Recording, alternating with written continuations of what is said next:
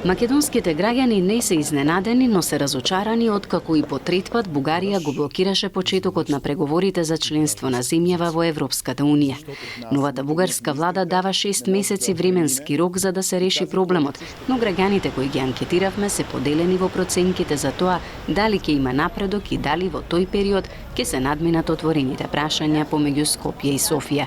Мислам дека ќе се сменат работите и толку големи барања што има Бугарија, нереални барања, ќе се повлечат, делумно ќе се повлечат и мислам дека ќе се сменат работите, ќе биде секако што треба да биде. Нема шанси. Грција што направи? Исто. Верувам во тоа дека ќе успеем. Македонските власти постојано го подгреваат оптимизмот дека е можен почеток на преговорите со Унијата и надминување на проблемот со Бугарија.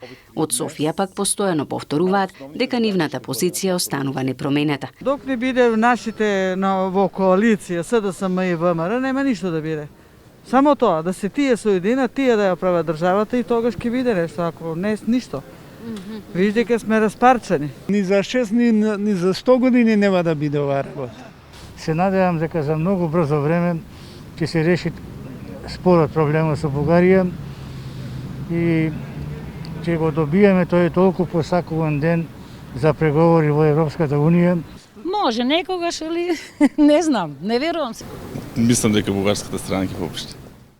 Милан Предан, амбасадорот на Словенија, земјата која го завршува своето 6-месечно председавање со Унијата, вели дека Словенија работела напорно на придвижување на македонските евроинтеграции и дека теренот е подготвен за следното француско председателство.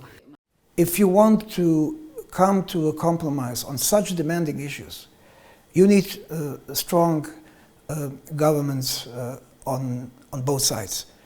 And this was simply not the case. But I believe we have, during our presidency, prepared the ground also for the forthcoming French presidency to push this issue forward.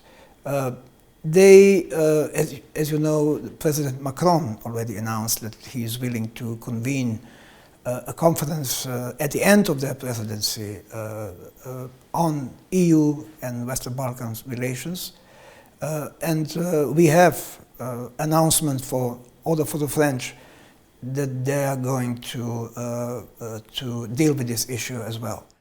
Некои меѓународни истражувања пак покажуваат дека пораснал евроскептицизмот и дека голем процент од македонските граѓани не веруваат во европската перспектива.